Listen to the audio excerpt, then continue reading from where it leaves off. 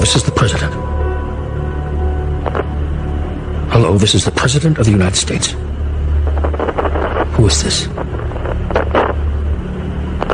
Is it you again? Look behind you. This is my private line.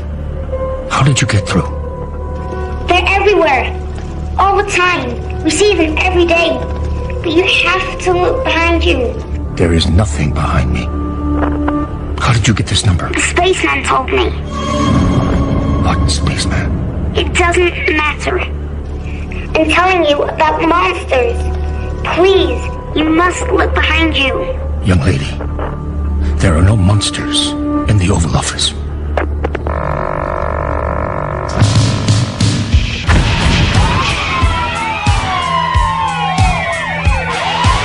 The loudspeaker spoke up and said, Wait, Jimmy. the loudspeaker spoke up and said, Wait, Jimmy. the loudspeaker spoke up and said,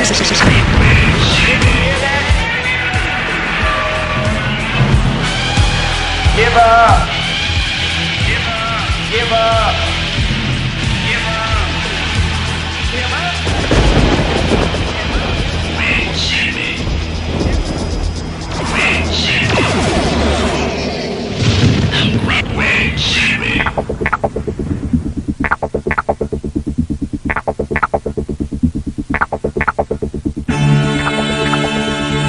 I'm Clyde Lewis. And this is Ground Zero.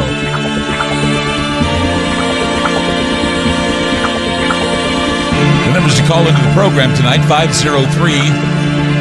503-225-0860. It's 503-225-0860. Hey, it's back on a Monday for us. Smoky day. Got fires that are burning everywhere. Seems like it's a repeat performance every year, another part of the geoengineering plan.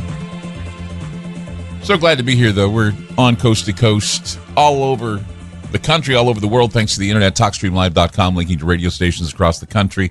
GroundZero.radio, we have listeners everywhere, from what I understand, all over the world. England, Switzerland, Israel. We have places all over the world where people are listening. Just big shout out to them. And for those of you that want to listen to a show that we do here at a more convenient time, there's always Aftermath.media. If you miss a show, go to Aftermath.media. You subscribe to Aftermath.media. It's the best money you can invest in because we have all kinds of cool things there, from documents, study groups. Some of the coolest people that have been on the show hold study groups in our forums. You just have to attend, and we have a lot more planned for the future. So join us on Aftermath.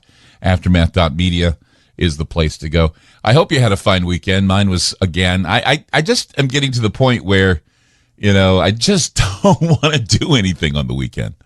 It's been too hot, and I just kind of want to lollygag. My wife doesn't like it when I lollygag, but I lollygag, and she wonders, what are you going to do? And I says, I'm just going to stay indoors where it's cool and order out. And she doesn't like that.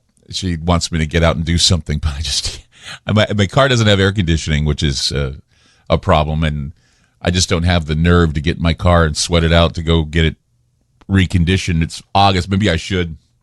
Anyway. But one of the things I've done, though, in the process is I have kept up on my study time. I spend a lot of time studying because that's, it's my default. If I'm not going to watch TV, if I'm not going to go to the movies, if I'm not going to read, I go and I study. I read books. I mean reading recreational. I'm just saying reading recreational, but go and read books that are, for the show. Try to find interesting topics for the show. And I guess what's been on my mind lately is, a number of things have been on my mind lately, but I just think it's becoming a boring cliche to say that democracy is under attack. And to be fair, we can say the constitutional republic is just some empty words, as America is now being reduced to a simulation. I've said that. Yes, America is a simulation. And it seems that things get bleaker every year, every day, every week, so much so that it can be difficult to have any hope at all. It's depressing, really. It's bleak. It's sad. And political and diplomatic platitudes aside, the current American administration, the Biden administration, has done the exact opposite, as was indicated by Biden's words, by Kamala Harris's words, and all the others that were cheering this failure of an administration on. The American people were allegedly sold on the idea that anything would be better than Trump. But now we're learning that the decline of the American dream is all by design, and that no president can save us. No alien invasion, no second coming. It's up to us. It's all up to us to make the system work again, or surrender to the world order. And it appears much easier if we just decide to surrender. Either we're going to work at it, or we're going to say, hey, throw our hands in the air, let them take over, because we just don't know what to do with ourselves anymore. I mean, you can see the hatred. You can see the hatred and resentment in what I call the new normal's eyes. It's those ones that are the true believers. And when people start to question what's going on with the new administration, and it's bizarre because there's still true believers that say how high when the government says jump.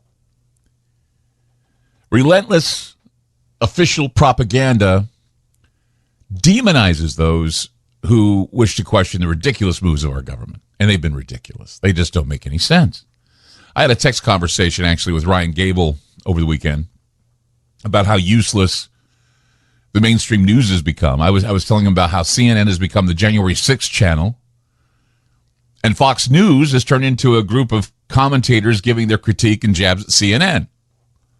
Oh, let's take a look what CNN's doing. Ha ha ha ha, they're fools. Yeah, we know they're fools. CNN, January 6th. Coming up, more January 6th. And later, January 6th. It's to the point where you just can't get any real news anymore, really. It's difficult to even comment on this. So as I was texting Ryan, I was telling him that, I'm now forced to watch the Game Show Network because it doesn't upset me. Even Liam comes downstairs. He says, you ever noticed how the Game Show Network's commercials are geared to old people? I looked at him and said, what are you saying, Liam? Well, I noticed it's all for old people. All these game shows, you're watching, and I just see it's, you get commercials for AARP and diabetes drugs and heart condition drugs. He says, it's all for the old people.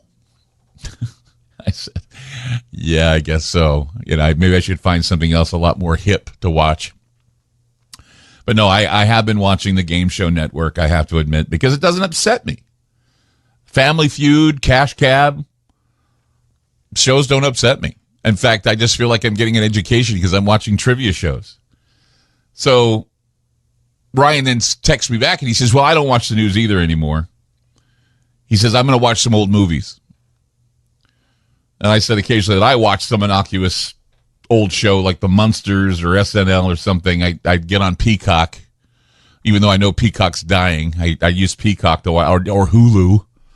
And, it's just, thank God for streaming services. Otherwise, I'd be bored out of my mind. Because there's nothing really going on. You don't want to go downtown in Portland because it's a hellhole. It's just nothing to do. It's scary. You hear gunshots all the time. You hear people, they're going to put up something new, I guess, a new development. And someone was saying, yeah, I guess that spray paint's going to look good on those windows. And that's exactly how you see it.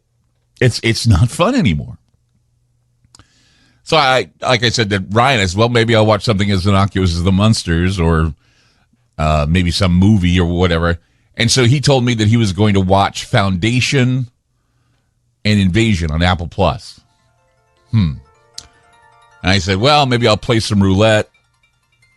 And I did. I went through my queue, and The Purge showed up. I thought, what the hell, I'll watch it. Because, well, feel at home watching The Purge, right? I don't know if you're familiar with The Purge. Purge is pretty scary because it's about civil upheaval everywhere you look. 503-225-0860. That's 503-225-0860. I'm Clyde Lewis. You're listening to Ground Zero, and we'll be back.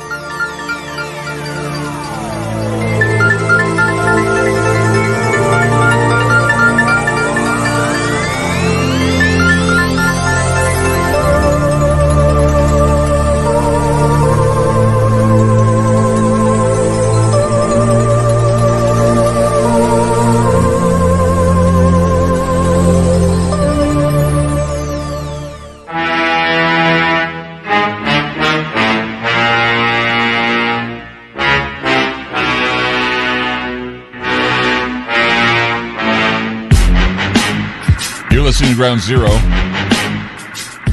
I'm Craig Lewis. So yeah, I decided that in my queue, I have movie queue.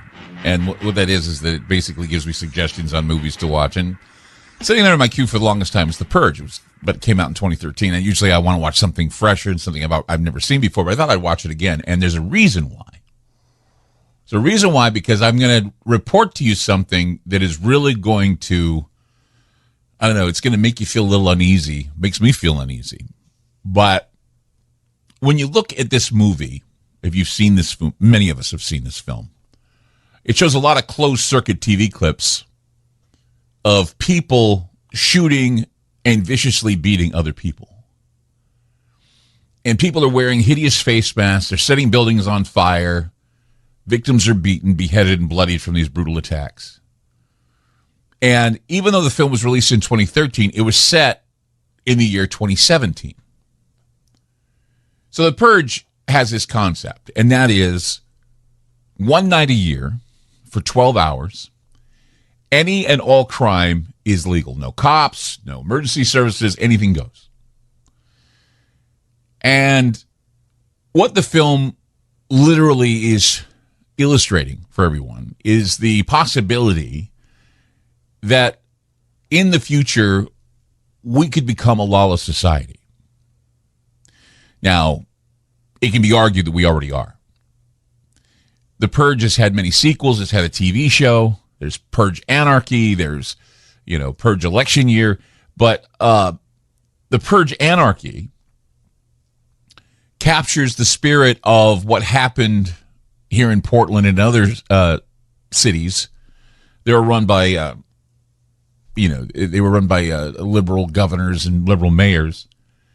And what's really creepy is I noticed the coincidence about how The Purge Anarchy, the sequel, was released 1 month prior to the riots that happened in Ferguson, Missouri under the watch of Barack Obama back in 2014. So we had 2013, The Purge, 2014, The Purge Anarchy, and then we had the Ferguson riots in Missouri because I think it was Michael Brown was the guy that was shot.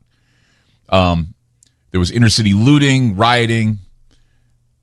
But we all know, for those of us that can watch things, from the sidelines, that this type of activity, this looting and rioting and all that, it's always been a form of social engineering because it's basically arguing that they just don't spring up from out of nowhere, looting and rioting. They have to be pushed and encouraged. And some people believe that riots such as these are part of a psyop that's being conducted on a very small scale and a precursory drill to prepare for an even bigger event in the streets of the United States that will be far more terrifying. And that would be, again, all-out lawlessness. And this would happen probably if we were in the midst of something that would be considered a civil war.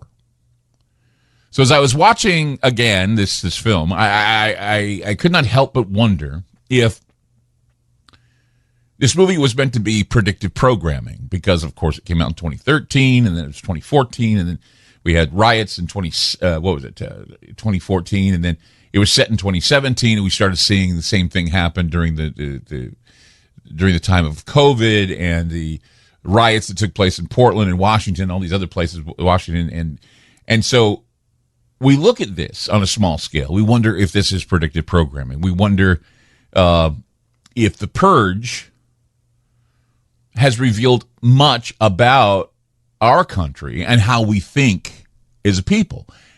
I know at this time in history, I don't know how it was back in 2013 when The Purge came out, but in this time where we are now in history, I'm sure there are many people that secretly wish that there would be a night of no laws in this country.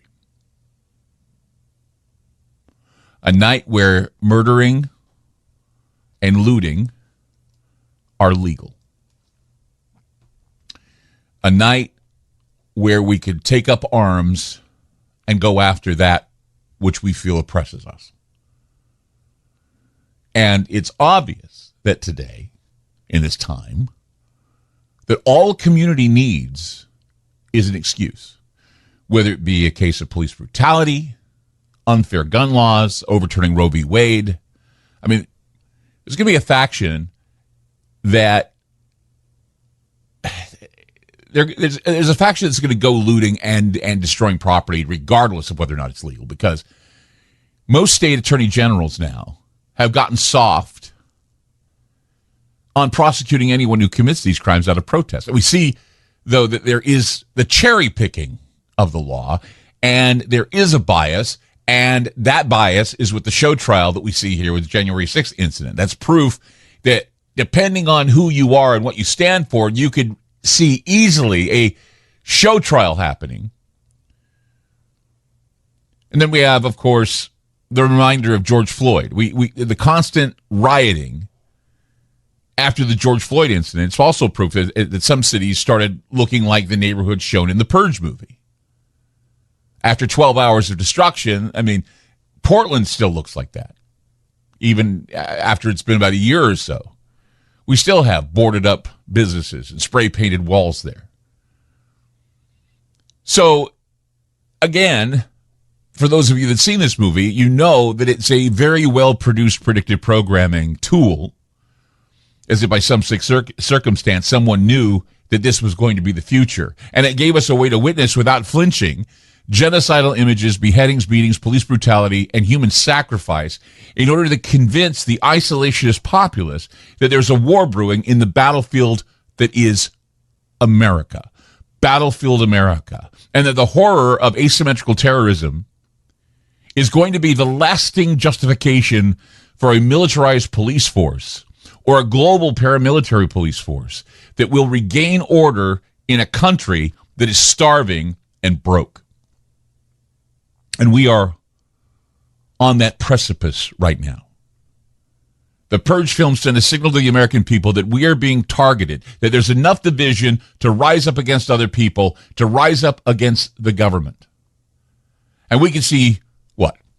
Mandatory curfews or even neighborhood civil policing and even vigilante justice, as armed citizens will be given the option to patrol their neighborhoods looking for the enemy and given permission to kill that enemy if necessary, and if the neighborhood's civil police see it as necessary, to go after those that they see as a threat to the Constitution. When the world order sees that we are ungovernable,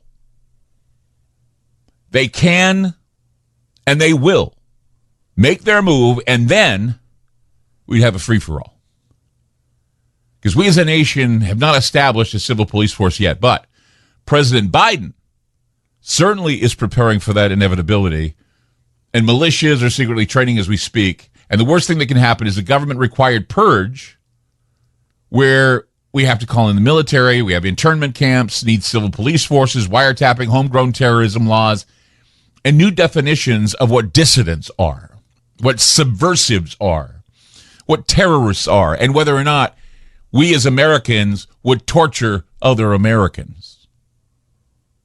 Violence, torture, and cannibalistic memes have now been part of our nightly routine. And if we pay attention to the mainstream narrative now, you'd think that everyone is a ticking time bomb, and the solution is just to coerce the public into disarming itself so that they can be subjected to other violent behaviors being brought on by the encroaching police state.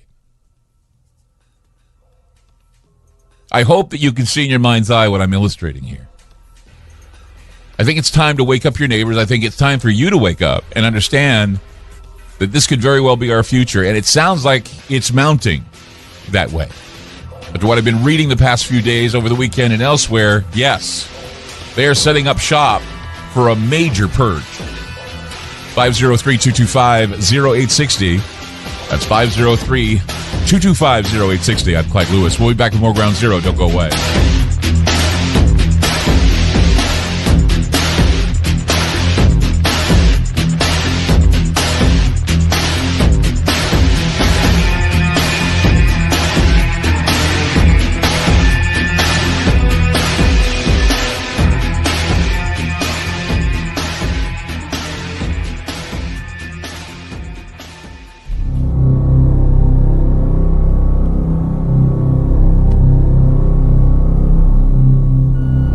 got a phone call, and she just broke down crying, and she came in and told us that Sam Collington was shot and killed.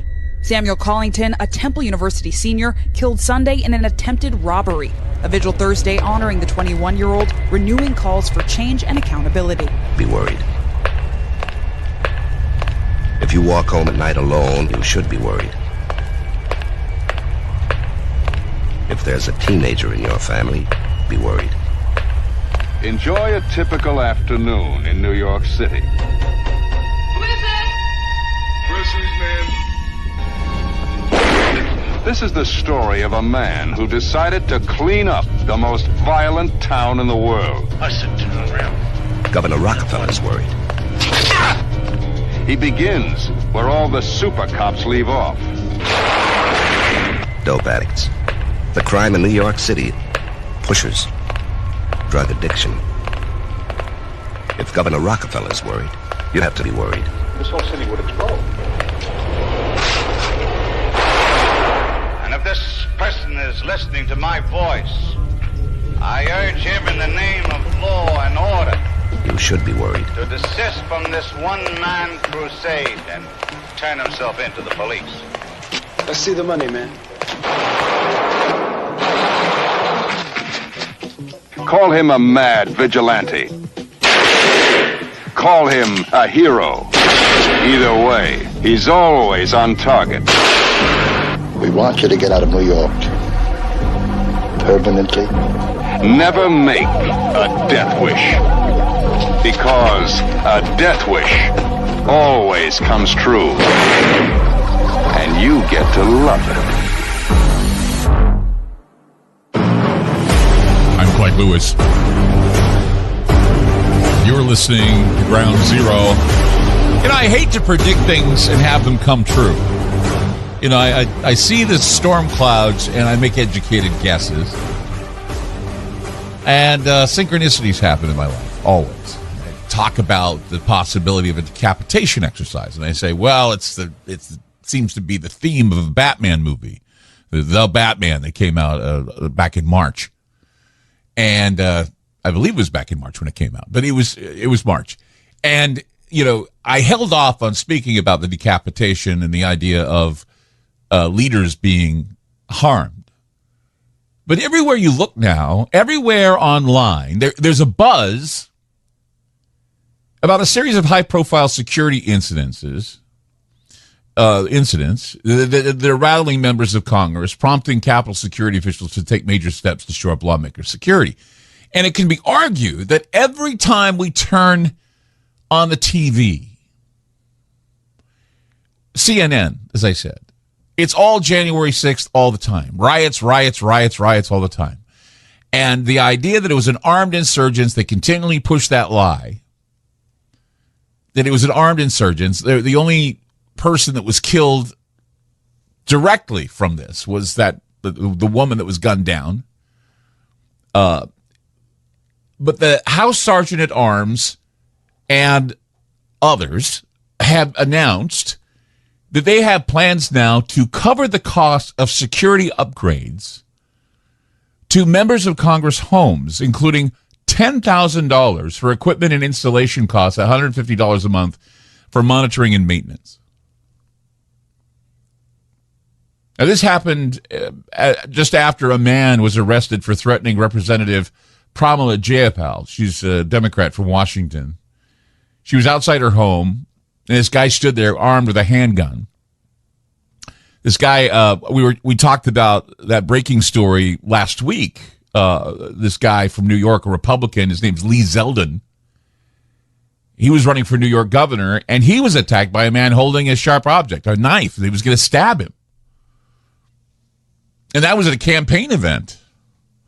And then they were going to release him out into the public, but then they called him back and said, hey, we want to do an evaluation on your psyche. Now, as we had predicted, this decapitation operation seems to be underway, something that could feel like, well, it could easily fuel a purge. And in a sick sort of way, the situation with Nancy Pelosi that's happening right now, where she's going to fly into Taiwan, and the Chinese say that if she does, they'll blow her out of the sky. That, too, can count as part of this decapitation exercise. If she gets gunned down, if she gets shot down.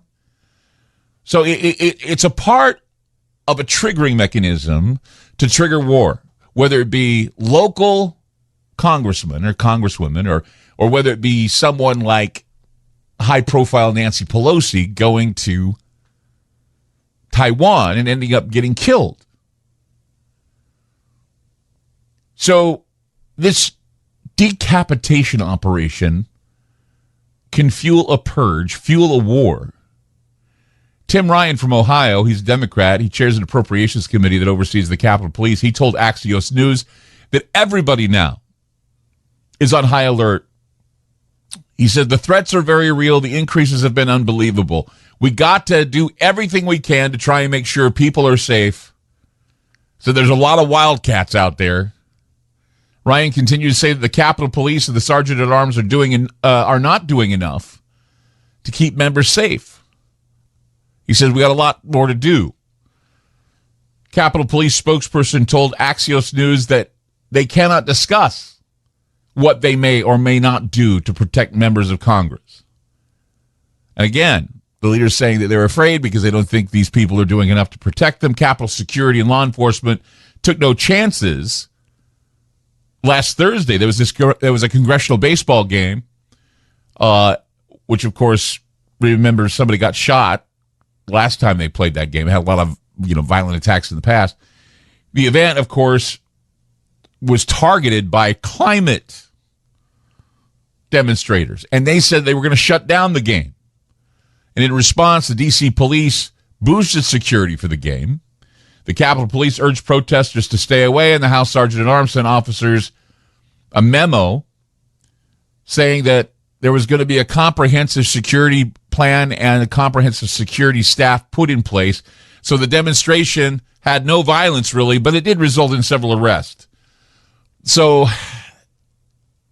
it seems to be taunting. A purge type of event seems to be on the periphery. We could see mandatory curfews. We could see civil policing. As I said, when we appear to be ungovernable, that's when the reset police show up. That's when the UN Smart Cities police show up. But the worst thing that could happen is what is in the film. The worst thing that could happen is a government-required purge where we have to call in the military, internment camps, the whole 9 yards with violence and torture and everything else that we see in these movies. It's over the top. And as I said, we need to wake people up to the possibility. If the mob were in the cities committing acts of murder, much like in the Purge, then this would certainly be a wake-up call for a lot of people. And meanwhile, we would all see and experience turf wars, psyops, and that would include real guns firing and real people dying as they fight the insurgents of an overreaching police force. So the police and the people going at it in a civil war. This is what happened in South America. This is what happened in Chile. This is what it happens all over. Civil war where the people, the military, and others declare war on the police. So the purge, or the idea of a purge, would equalize everything, and all the government's incentivizing for a military police force would all pay off. And I think that's what they're hoping for. They're hoping for the idea of rendering all of us in a police state atmosphere. And what's most disconcerting is that on January 1st, 2023, there's going to be something that's going to go down that may trigger a purge. Keep that in mind. January 1st, 2023, there may be something going down that would trigger a purge in this country. You have a few months to think about it. A whole lot of night to talk about it. 503-225-0860. That's 503-225-0860. I'm Clegg Lewis. You're listening to Ground Zero, and we'll be back.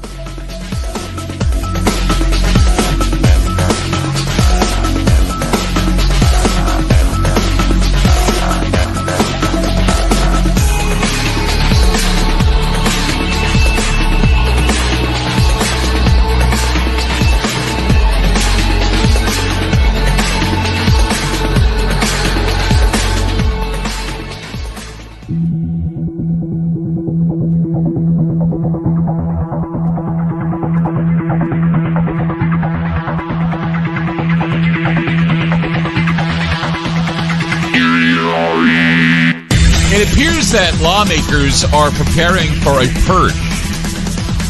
Much like the movie that was released in 2013, they're preparing for some civil uprising, increasing security with a lot of our elected officials because many of them have been threatened with their lives. And it was something that we had brought up a while ago when we were talking about the decapitation. It can happen here.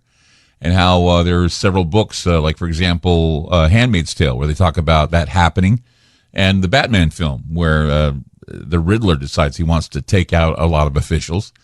And so now they're upping the ante here, and there are people who are plotting as we speak, and they say that the security needs to be better to protect our officials. Is this an indication of the beginnings of civil war in this country? If we're going after leadership, if leadership is unsafe, is this something either that they are making up because of the January 6th stuff, or do you think that it's a very real situation going on right now? Let's go to Jim in Ohio. Hey, Jim, you're on Ground Zero. Hey, Clyde. Great topic tonight, as usual. The film The Purge, but this is what I kind of wanted to ask you and make a comment about. The film The Purge, it was an engineered event. They had these new founding fathers of America that basically overthrew the existing government, established this new government, which was basically fascistic looking from what I could see of it. They didn't give many details about it. They just had news clips on the TV stations and whatnot. But what I was thinking was that I feel like the purge is either here right now or it's like tomorrow, because I have told you before that I recently am doing a gig life again. I'm back to driving all day and all night. So here in Southwest Ohio, where the city I'm in all kinds of neighborhoods all day long. And some of the moods are very palpable, and some of the moods are extremely angry. I mean, the city I live in is divided along pretty strict racial lines. So if I go in a certain neighborhood, I have to watch what I'm doing very carefully. Right. But I can feel this. It's very palpable right now. And just a worm's eye view here in southwestern Ohio, because Ohio is an open carry state. You can just have a gun in a holster now. Right. But what I'm feeling is that things are ready to explode. And like I was mentioning to the gentleman before you, what I see also is that police are not doing anything at all. They're not doing anything. Well, what you're going to find out in this show is there's a reason why they're not doing anything. There's a reason why, like I said, January 1st, 2023, if they don't repeal this police not doing anything, we're going to have a purge. It's something. Well, they're going to have a purge in Illinois. Let's just say that, using Illinois as an example, because we all know about Chicago. We all know about how Chicago is just out of control. Well, using Illinois as an example, and several other laws on the books, it happened after the George Floyd controversy, and there are a number of laws that were snuck under the radar by a lot of liberal lawmakers that they're going to regret come January 1st, 2023, because it's going to basically create a free-for-all for those who wanted to go out and murder, kill, pillage, and plunder. Oh man! And so that's why I brought this up, because and I knew after reading about this law that this would be something that would be similar to the Purge, and so that's one of the reasons why I decided to watch it over the weekend, because I wanted to talk about it, and I usually watch what I talk about. Like I said, I was talking with Ryan Gable. He says, "Well, I'm going to watch some old shows." I said, "Well, maybe I will too," and just happened to watch the Purge, and I realized that there's a lot going on here that is very similar, especially with security with the members of Congress, and I mean, even the president. We're seeing some security that's being fortified for him. We see what's happening with Nancy Pelosi, that she is going to fly into Taiwan. She could get shot out of the sky by the Chinese. It's some very, very precarious times right now. So yeah, thank you, Jim, for giving us. I'm glad I called in with this observation for you, because I'm dying to hear what you have to say about it. Well, thank you. It's gonna be amazing. I mean, it's something that I don't think you're going to hear anywhere else. Let's go to Dave in Arizona. Hey, Dave, you're on Ground Zero. Hey, Clyde. Yeah, great topic tonight. I think this is a perfect example of the chickens coming home to roost, because when Trump was president, you had people like Maxine Waters and other Democrat members of Congress, encouraging their supporters to get in the faces of Trump supporters. Right. And there were countless videos. I mean, if you care to watch them, I watched them. If you're on the left, maybe you don't care. But there were countless videos of people being bullied and harassed and beaten because they dared to wear a Trump shirt or a MAGA hat. Well, and here's like something that's most interesting is that what I've been reading now is a lot of the people who are attacking are activists for the left. I mean, they're like this last baseball game. It was climate change activists. They said that they were going to cause trouble. Others that have attacked said they did it because of Roe v. Wade and the overturning of Roe v. Wade. You've got Dave Chappelle that was attacked at the Hollywood Bowl with a guy who had a knife. He said he did it because he didn't like what he was saying about trans people. Yeah, so this is happened, or you heard what happened to that guy. Yeah, well, of course. He got messed up, and you know what? And as well he should. I will tell you, I'm a Trump supporter, and I think that Joe Biden is a freaking idiot, but I don't espouse violence against any of our political officials because that's exactly what it's going to lead to is the purge. Right. But it's their own fault that they bring this crap down upon themselves because, when you wonder why the House passes an assault weapons ban, right? And Canada, Trudeau up in Canada, they have instituted a mandatory buyback program for AR-15s and other assault rifles. I call it assault rifle because that's the term they use. I don't buy the term. Right. But the point is that when you talk about are they preparing for something like this, it's highly possible because hey, we want to make sure that the peasants, the peons, only have sticks and stones to throw at us, and our security. Cori Bush is a real big, a great example of this down here. She is an African American liberal, defund the police Democrat. Right. And she spent $400,000 on her own personal security last year. Yep. But she wants to defund the police. And don't. I hope that your I know that most of your listeners are very smart. The police are not there to protect and serve. The police are there to show up afterwards and take a report. And hopefully they will be able to find out who perpetrated the crime and arrest them. And every once in a great while, they're in the right place at the right time. And I don't mean that as any but think about this. No, the police them and too many of us. The police do their jobs. The problem lies in the fact that we've got attorney generals in a lot of cities, in a lot of states. Absolutely. That aren't doing their jobs. They're not doing their jobs. And the reason why they're not prosecuting these people.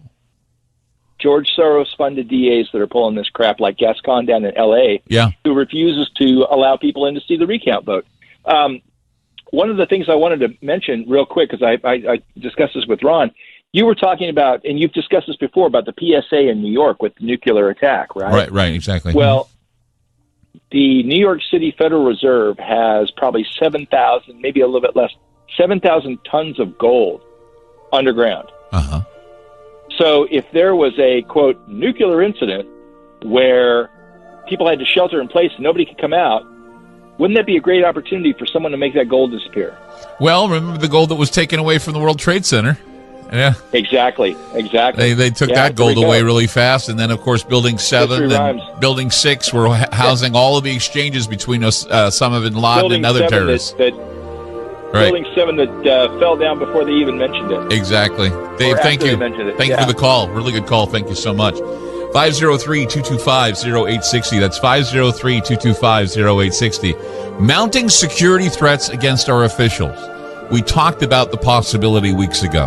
Now the problem is whether or not we are preparing for what could be seen as a purge, something similar to the movie that came out in 2013. We're going to talk more about that coming up. And your phone calls right here on Ground Zero, 503-225-0860. We'll be back.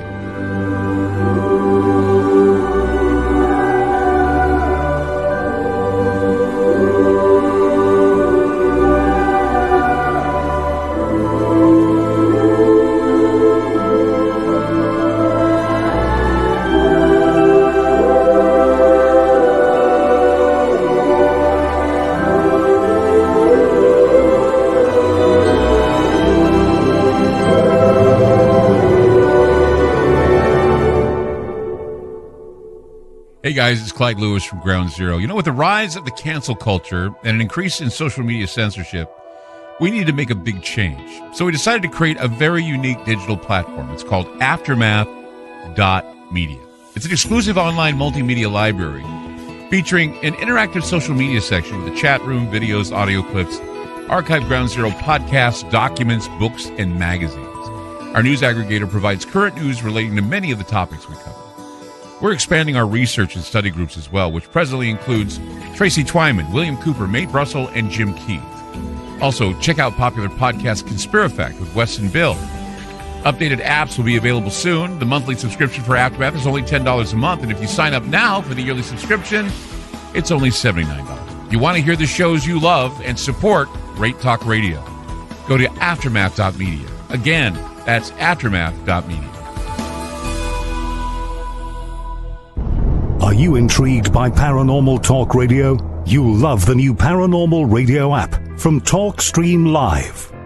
You'll find a great selection of talk shows covering UFOs, ghosts, strange phenomena, and much more. Download the Paranormal Radio app now and start listening to the very best in paranormal talk entertainment, including the network you're listening to right now. The Paranormal Radio app, free in Google Play and the iOS App Store. Spinning complacently in the darkness, covered and blinded by a blanket of little lives, false security has lulled the madness of this world into a slumber. Wake up. An eye is upon you, staring straight down and keenly through, seeing all that you are and everything that you can never be. Yes, an eye is upon you, an eye ready to blink. So face forward, with arms wide open and mind reeling. Your future has arrived. Are you ready to go?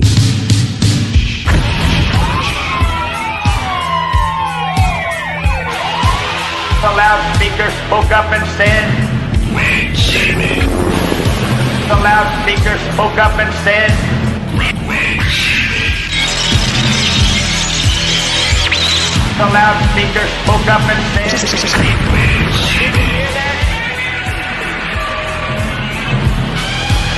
give up, give up, give up, give up, give up.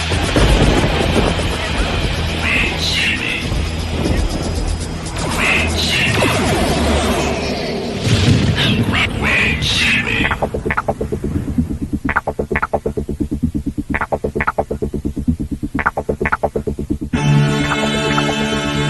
I'm Clyde Lewis, and this is Ground Zero. The number to call tonight, 503-225-0860. That's 503-225-0860. Sometimes watching old movies triggers some ideas about predictive programming. And as I said in the last hour, I was texting Ryan Gable about how bad the news is getting and how I'm watching the Game Show Network because it doesn't upset me. Watching Family Feud and Cash Cab is not something that weighs heavy on my heart. I kind of like it. Until your stepson comes downstairs and tells you, you know what? This is what old people do. They watch the Game Show Network. And Wes is nodding. Well, it doesn't upset me. Watching CNN and Fox just upsets me. I just don't know. So I'm talking to Gable, and you know, I'm texting again. We're talking about, well, what do you do to not be upset? He says, well, I watch old movies. And so he wanted to watch some science fiction movies. I said, hey, I'll watch. And I went through I'll watch The Purge. I kind of said, you know, offhandedly. And there it was, The Purge. I'm like going, I don't know. I want to watch this movie. Yeah. So I watched the movie. And I just want to stand corrected, just to make sure there's no confusion here. I said earlier that The Purge was set in the year 2017. That's not exactly true.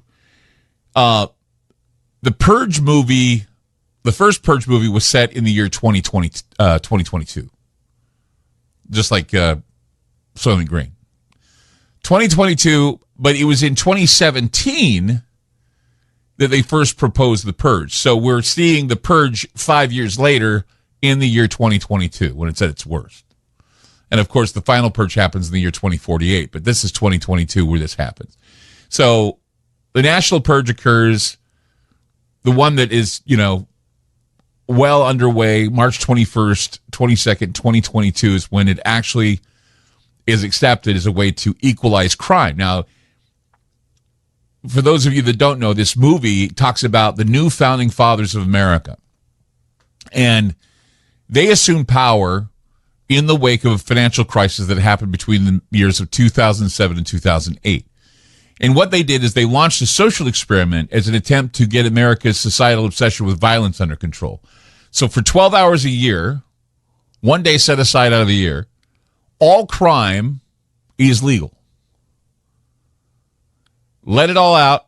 Do what you want to do. Kill, rape, do whatever you do, just so the lowest rungs of society can destroy themselves. That's what they were thinking. They thought that, well, it was a plot to kill off the homeless populations and the poor populations and the crazy populations. The ones that are the dregs of society, the dregs of humanity. They wanted to have them just destroy themselves. And I got to thinking as I was watching this that, this is pretty damn close to what I've been talking about when I talked about decapitation exercises and how they're now increasing security for congressmen and congresswomen. They're increasing security. They're saying they're not doing enough. There have been attempts on the lives of certain people in Congress, and now we're hearing about Nancy Pelosi that wants to fly into Taiwan, and the Chinese say you do that, we'll blow you out of the sky. This is something that we talked about, the idea of a decapitation exercise where leaders end up dying or major leaders end up dying due to violence, an attack, things of that nature. But the worst thing that can happen is that we get to have this government purge, or there's a required purge, or there's a purge that happens within our government, within our own neighborhoods. And the powers that be have to call in the military. Eventually, they divide people up, throw them in camps. Civil police forces are made. We wiretap most homes. We have homegrown terrorism laws. We have more gun control laws. I mean, you just name it. And then eventually becomes necessary for governments to point out who terrorists are. They give the go-ahead to torture neighbors that you think are enemies of the state. So it's violence, it's torture, it's beheadings, it's cannibalism, just like what you see in the movie The Purge. And these memes now have been part of our nightly routine as the New York Times talks about cannibalism and as I was talking about the movies that are talking about this type of stuff, whether it be Batman or some other film. But the idea is that everyone is a ticking time bomb, and the solution is just to coerce the public into disarming itself so that they can be subjected to other violent behaviors being brought on by the encroaching police state. Now, this could very well wake you up to the idea that eventually we're not going to be safe. If the mob were in the cities committing acts of murder, just like in the movie The Purge, we would see turf wars, we would see psyops, we would see real guns firing, we'd see people dying in the streets, and there would be an insurgency. Not only would we see the people declare war on the police, but we may even see the military declare war on the police. That's how a true civil war is. A purge would equalize everything, and all the government incentivizing for a military police force would pay off. But what I was bringing up before we had to go to break was that on January 1st, 2023, a version of the scenario depicted in the actual film of The Purge could become a full-time reality in Illinois if legislation passed after the summer of George Floyd is not repealed. On January 13th, 2021, during the post-election lame duck legislative session, a 764-page opus known as Illinois House Bill 3653, it was basically called the SAFE-T Act, Safety, Accountability, and Fairness Equity Today Act, was rushed through by Democrats at the state capitol. There was no mandate from the electorate. It barely had enough votes to pass, even in the extremely lopsided Democrat majority Springfield legislature. So what it did is it passed in the wee hours of the morning under the radar. According to State Republican Representative Tony McCombie, quote, "The Democrats cut off debate. They didn't appear to have the votes as it took several minutes to browbeat their members to their switches and voting buttons to call the final vote. But it passed in both houses and was signed into law with great fanfare by Democrat Governor J.B. Pritzker. So the legislation is a veritable wish list for progressives opposed to the very idea of incarceration or even effective policing. To start, criminal suspects arrested on charges ranging from petty theft to murder will no longer have to post bail because cash bail will go away entirely. So will judges be able to keep obviously dangerous defendants in jail? That's the big question. If the defendant poses a real or present threat to specific identifiable persons or high likelihood of flight, judges may keep them in jail. But if not, you can kill your wife, you can kill friends, you can kill whomever, and stay out of jail. If they don't repeal this bill, if they don't repeal this law. 503-225-0860. That's 503-225-0860. I'm Clyde Lewis. You're listening to Ground Zero. Then we'll be back.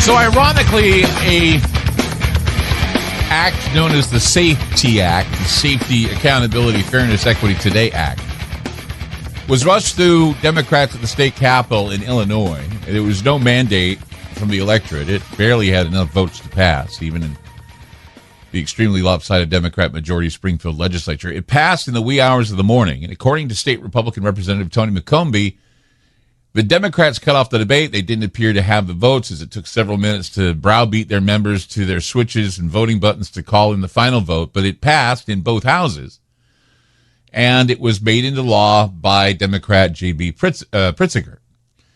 Now, here's the thing. Criminal suspects arrested on charges ranging from petty theft to murder. Now, this is according to on the date of January 1st, 2023.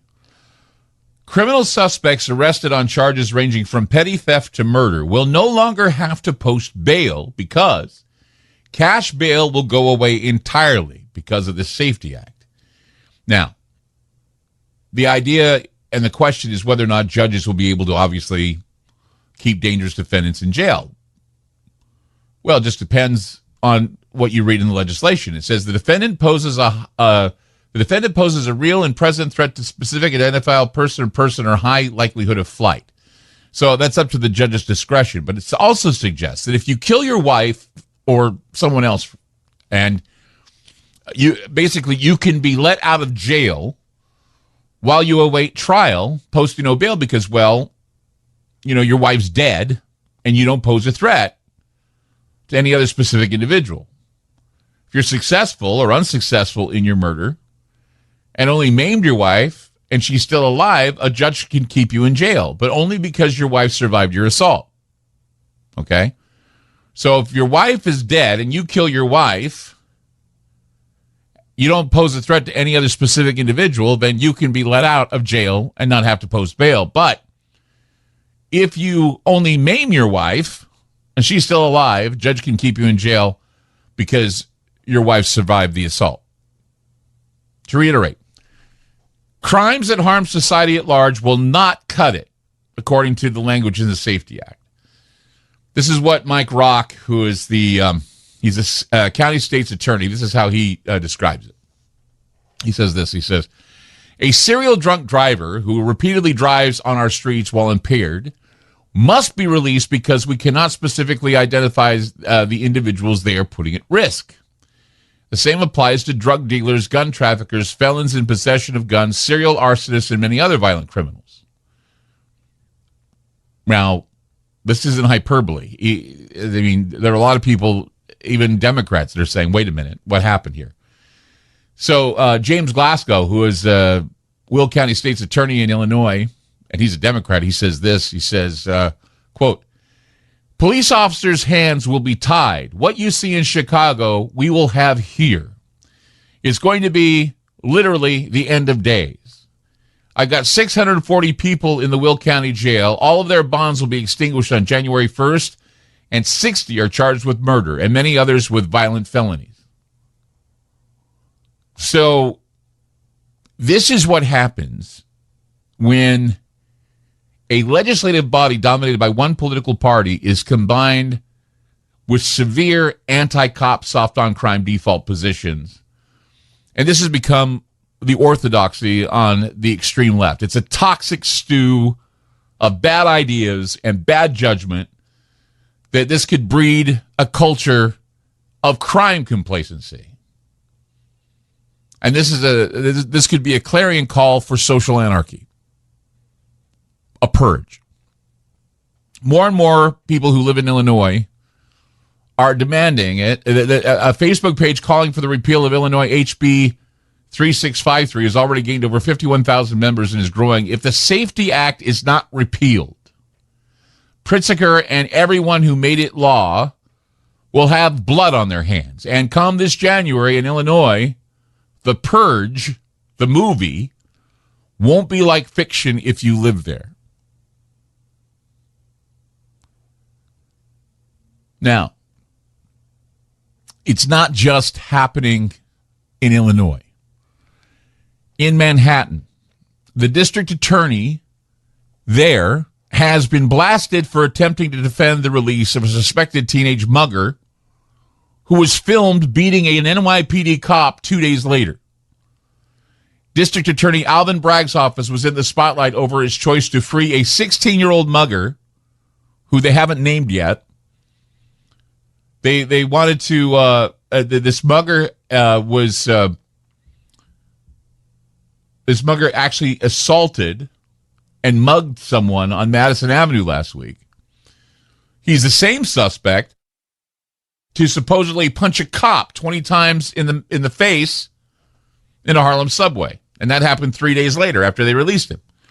Former prosecutor turned defense lawyer Mark Betterow claimed that the DA bungled the case. The DA clearly knew that they were prosecuting the same offender for violent robbery.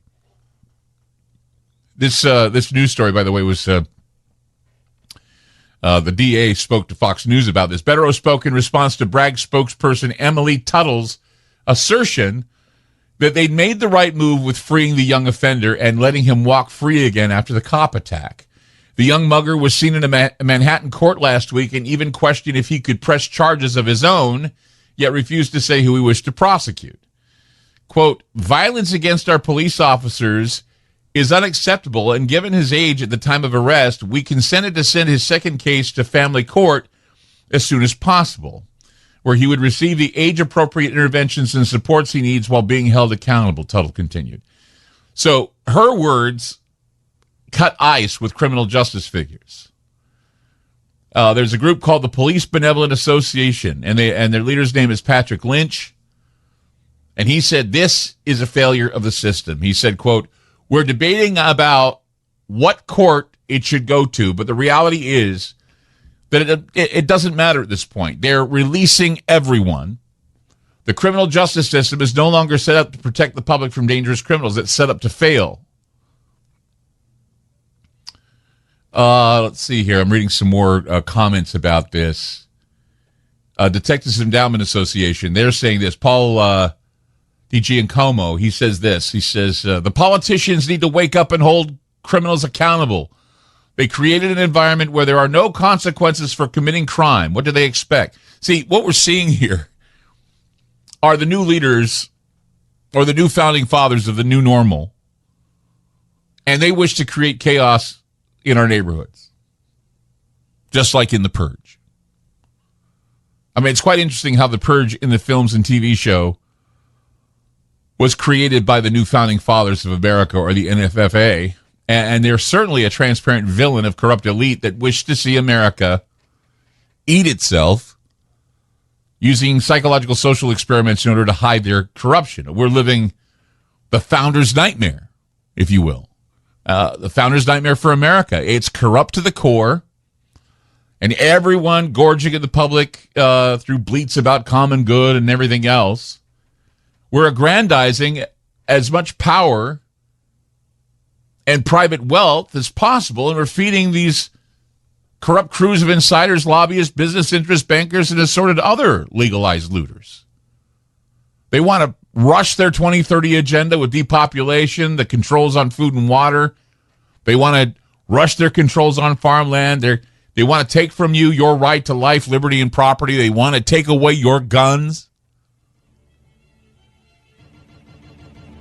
503-225-0860. That's 503-225-0860. I'm Clyde Lewis. You're listening to Ground Zero, and we'll be back.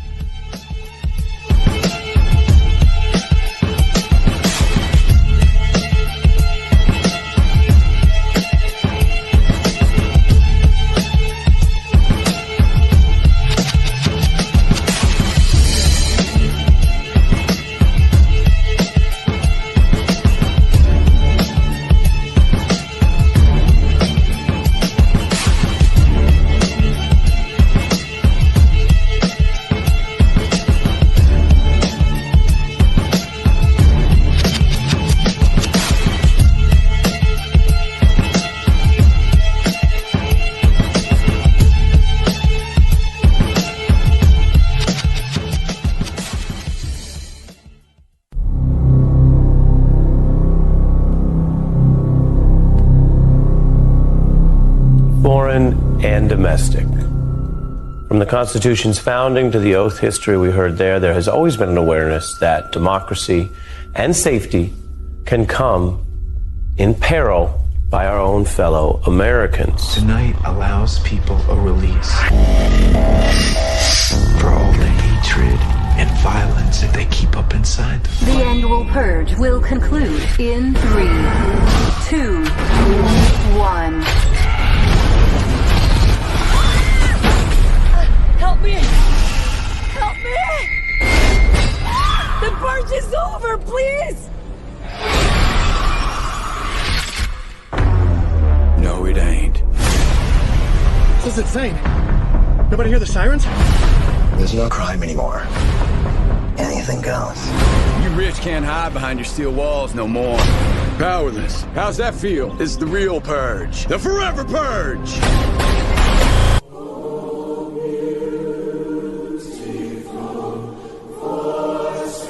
A violence wave, not a crime wave. Do we know why?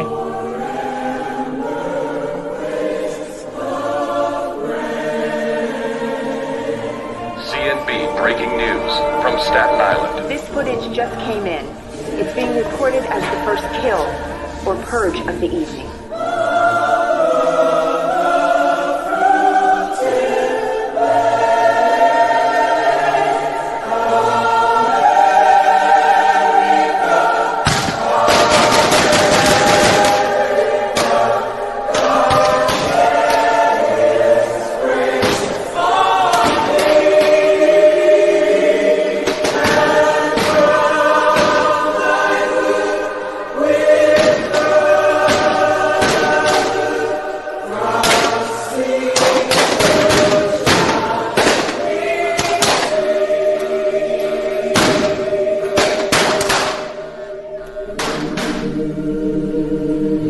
Clyde Lewis. You were listening to Ground Zero. We just got raw news alerts from Ohio, Columbus, Ohio. Apparently, authorities are responding to a mass shooting in Columbus, Ohio.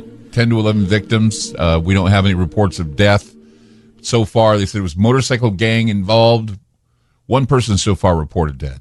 And we're just looking at all of them coming in at the moment. But yeah, so far, one person dead. But a number of people have been shot. And this happened in Columbus, Ohio, far south. It says here, Old Landmark Sports Bar in far south Columbus was where this shooting had taken place. It's everywhere. This idea that we are becoming a lawless country where people are just shooting each other, and they're shooting officials, and a number of them are causing these problems. Let's go to Rodney in Oregon. Hey, Rodney, you're on Ground Zero. Hey, Clyde. How's it going tonight? It's going well. How are you? Good. Hey, I just wanted to say, I come from a poor working class family background, and my grandparents were dirt poor. They came out from Oklahoma during the Dust Bowl and the Depression, and my whole family, they were Democrats, and everybody they knew were Democrats. Yeah, and their circle of friends were Democrats. And the reason they were Democrats is because their parents were Democrats and their grandparents were Democrats. And I just think you'd be doing the world a great service, the country a great service, if you called this out the way it is, and it's the Democratic Party leadership that's been compromised and taken over by the globalists and their tools, the Marxists. I think the globalists. Okay, now here's something I want to clarify for you. Okay, I understand where you're coming from here, and I know where you're coming from here. Because all we're seeing right now is you're seeing the uprising of what we'd look at is a left-wing uprising against conservatives, which we know has been going on for a long time. But here's the thing. We need to remember this. Extremism in any party is where we need to call out the problem. But the problem with the Democrats now is they won't call out their own extremists. And the Republicans didn't. The Republicans didn't do it either after 9/11. I mean, Dick Cheney and his gang of idiots and his neocons, Straussian neocons, were just as much Marxist communists as anybody that would be put into play here with the neoliberals that are creating the problems for the country today. Absolutely. I agree 100%. Mostly what they have in common is they're criminals. Exactly. And that's the whole thing. The criminal cabal, as you say. And no one in their own parties is going to call out the criminal cabal. They're too busy covering their asses. And that, in my opinion, is the biggest failure of this country. It's not calling out the criminals within their own political parties. But Clyde, it's the leftists, the extreme leftists. They're not against conservatives. They're against all of us. The extreme left is against everybody. Why? They don't like government. They don't like America. And they certainly create problems for those who wish to live the American dream and live the American lifestyle. Yeah, but we can't just say that one party is responsible, because we know that once it gets to one particular place in the world, in the globalist, I guess you'd say the globalist sphere, and no longer are they dedicated to anything but their own pockets. Okay. And this is where we get into the old money and the new money. We get into the drug cartels. We get into the Rothschilds, the Rockefellers. We get into the Soroses. We get into the Gates. We get into the Bezos. All these people are profiting off of our misery, and they will. Yeah, but you don't need money if you have control. Well, that's not necessarily true. Money is control. Money caters good control, wouldn't you say? I think control gets you all the money you want. If you can make the rules, you can make all the money. Well, I would agree with you that the extreme left has hijacked the narrative, and I think that and the problem with that is that you find that the media has become activist, and this is where we're failing, is because the media never should be activist. It never should be. The media should be objective. The media should give details. The media should look at it and say they should specify the left and the right by saying extreme right or extreme left. Not saying that all right-wing people are extreme. Not saying that Trump supporters are extremists. They're not extremists. They see themselves just as much American as anybody else. And I'm sure that a lot of people that look at Joe Biden, that still support Joe Biden, don't see themselves as leftists. In fact, when you look at 47% that want Biden out of there, you can tell that 47% are the ones that are going extreme on everybody, because Biden he's no more of a leader than anyone else that has been in there. I mean, less of a leader than Trump, obviously, less of a leader than Obama, obviously. So, I mean, what do we got? What do we got going for us? Nothing. We have no leadership. Nobody. We have a lot of posture people, but no leadership.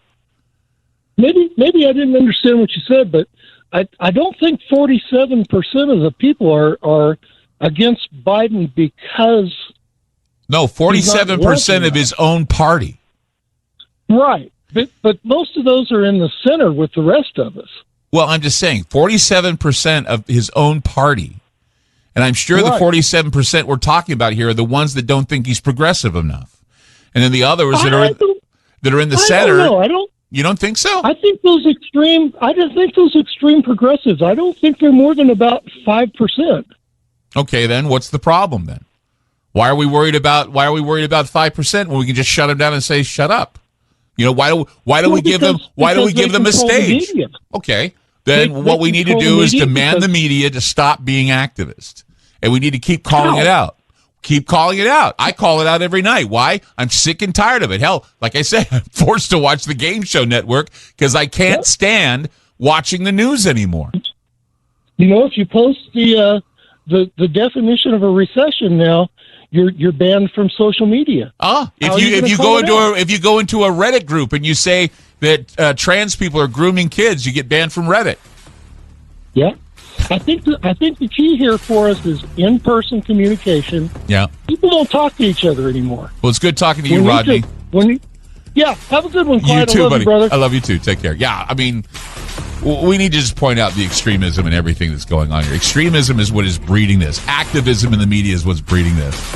And it needs to stop. There needs to be objectivity, and we need to talk about this just like I did with Rodney. You know, like adults. 503-225-0860. That's 503-225-0860. We'll be back.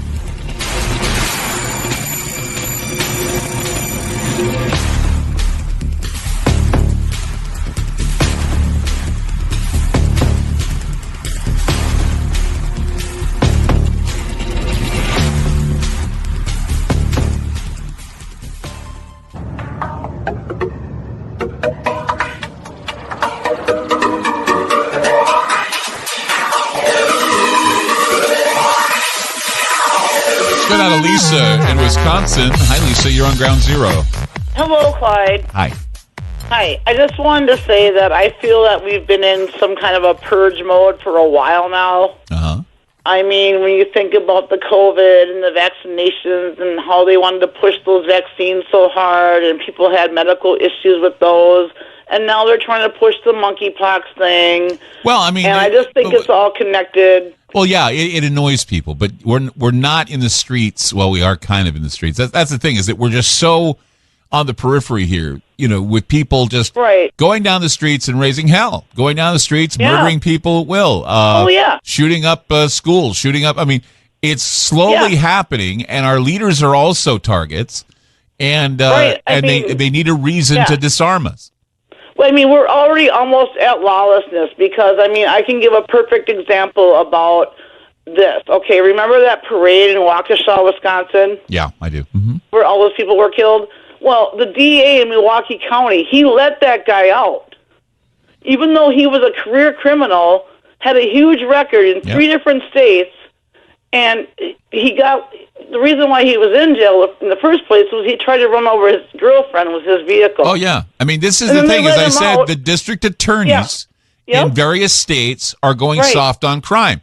If I were president of the United States, I would arrest every single damn one of them that don't prosecute people who commit crimes. Career criminals, too. Not just like the first time. This was a career criminal. And then, if you remember back when the riots were happening... Yep. I mean, I heard, I guess, in Oregon, they were arresting people, but then letting them out the next day. They let them out, yes. That's true. Yeah. It's like, okay, so why is this happening? And our mayor was ingratiating himself to Antifa, and Antifa was telling him, we don't like you. Right. We hate you. We don't like you. Why are you ingratiating yourself to us? And he did it because I'm sure he didn't want to have, his ass kicked. But he was going to get it kicked anyway because... many people would go into restaurants and punch him in the face. Right. And it's this DA in Milwaukee County, he should have resigned, in my opinion. Well, like was said earlier, his hands from that parade incident. I mean, it's so frustrating sometimes. It's like, well, somebody said earlier, when you have people at rallies saying that you need to harass leaders while they're eating or when they're out or whatever. Okay, you give me carte blanche to do it, I'll go do it. And they're all saying, well, Trump said for them to do it on January 6th, too.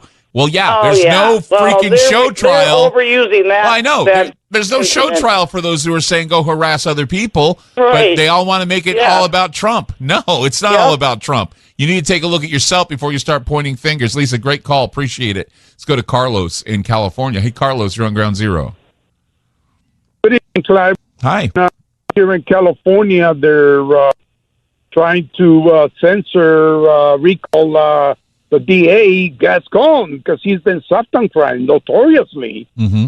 And of course, a lot of the DAs that went into power recently were financed by George Soros, who's he's an old communist, and they want chaos, they want anarchy.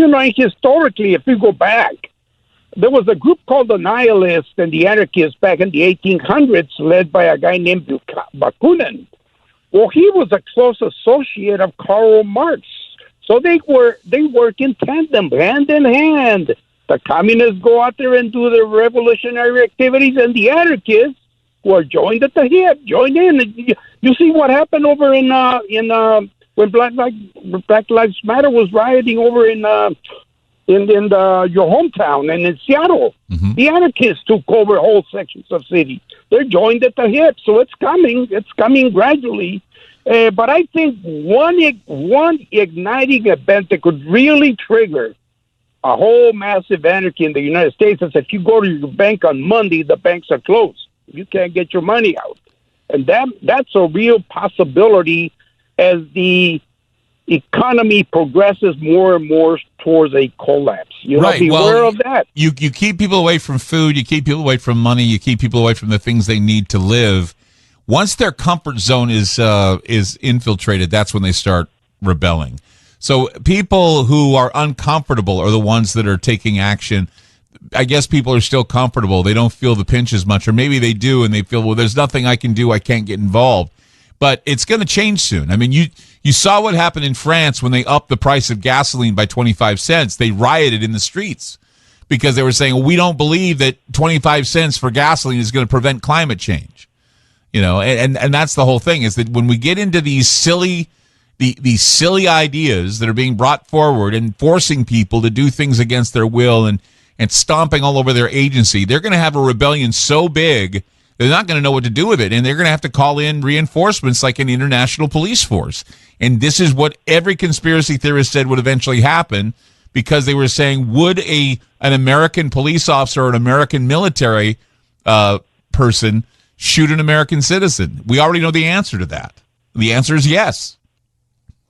Yes, and of course, people think, well, if my bank closes, my money's safe because the FDIC will pay me back. Well, that's a fallacy. The FDIC is limited to a certain amount of money, and not everybody's going to get covered. No. If anybody, go back to 2008.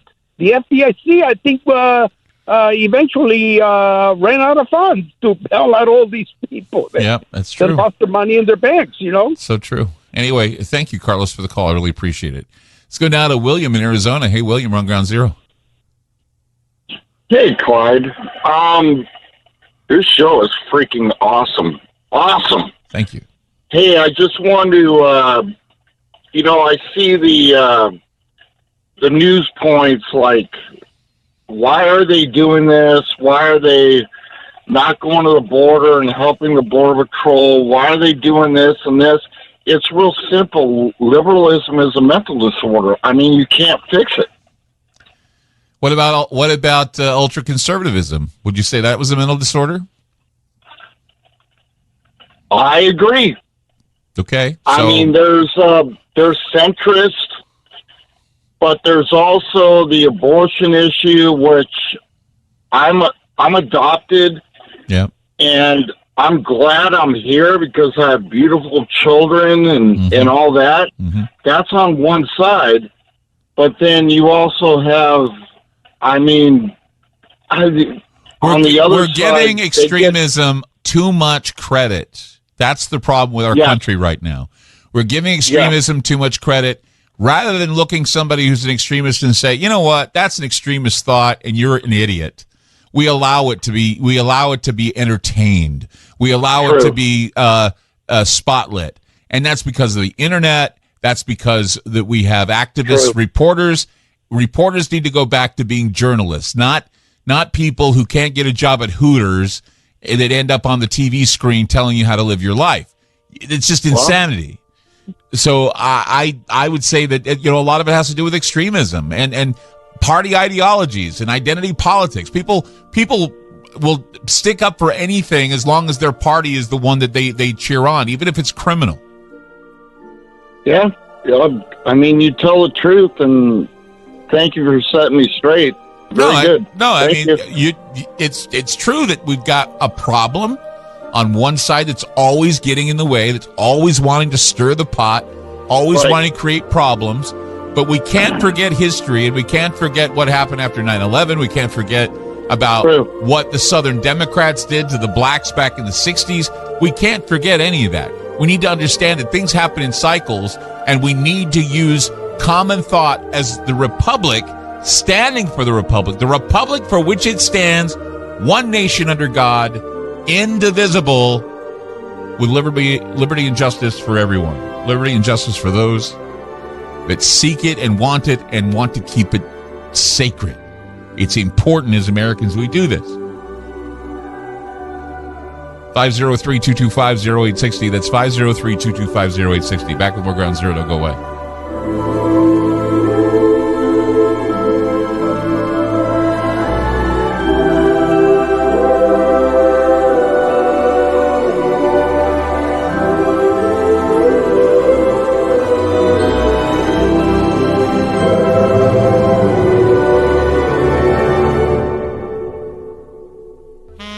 Is that a new music app? Yeah, check it out. Surfer Music Discovery. It links to thousands of online stations, but the twist is you see the song names and artists that are now playing live. That's different. No guessing. Looks like a waterfall of music. So many formats. Rock, oldies, country, R&B, jazz, and a whole lot more. How's that spelled? Surfer. S-U-R-F-R. Is it expensive? It's free. No need to sign up or sign in. Get the Surfer Music app free from Google Play or the App Store.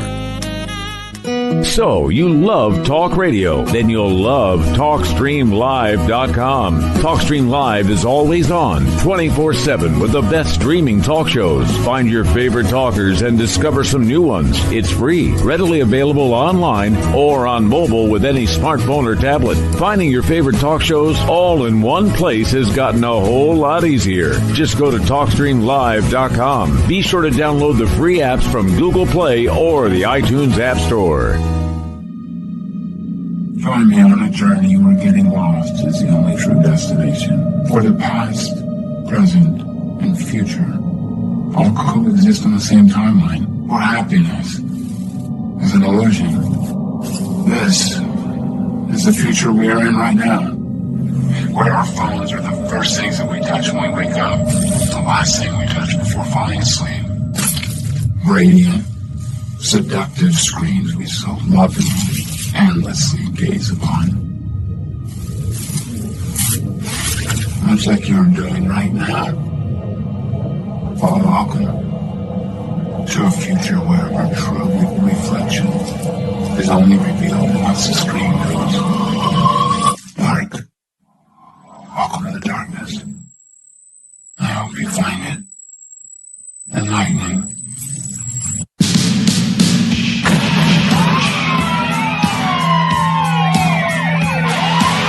The loudspeaker spoke up and said, Wait, Jimmy. The loudspeaker spoke up and said, Wait, Jimmy. The loudspeaker spoke up and said, Wait, Jimmy. Give up. Give up. Give up. Give up. Give up. Wait, Jimmy. Wait, Jimmy. Wait, Jimmy.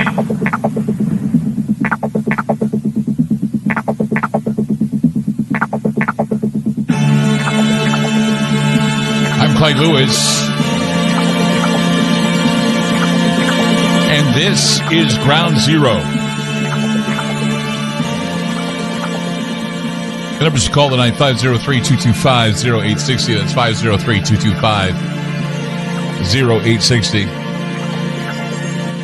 Not every piece of political theater openly presents itself as political theater, but that's ordinarily what happens. But these aren't ordinary times at all. And again, unless, of course, you take out an Al-Qaeda leader or you have a speaker that's in a plane somewhere going to Taiwan, you look at what's happening here. And the show trial will continue to go on as planned. The January 6th committee. It's been nothing but constantly over the top, constantly one-sided, and people see this as fair, a fair trial. It's not even a trial. It's a show trial. They are showcasing what I can see as what would lead to a purge. They're making it up as they go, and the people can't get enough. Otherwise, it would stop. This would stop if the people would demand it to stop. But no, it continues, it continues, it continues. If one riot at the Capitol amounted to an attempted overthrow of the government, you'd probably have to say the same thing about the violent protests that erupted after Donald Trump's election in 2016. I was there the night that happened. I was there when the violent protests broke out. The minute it was announced that Donald Trump was president, I asked somebody, I said, why are you protesting Donald Trump? Why are you protesting? And he said, because I don't like the president's stance on things. I go, you mean President Obama? No, President Trump. So Trump's not president. He's the president-elect, and he doesn't have any stance on things, really. He says, well, I'm protesting his policies. I go, what policies? There were no policies, nothing. We're just going to protest Trump. But hey, there was no talk of overthrowing a government then. There was no fences going up in front of the Congress or in front of the Capitol then. And what about the Democratic members of Congress who tried to prevent the certification of that election by the Electoral College the following January? Nothing talked about there, right?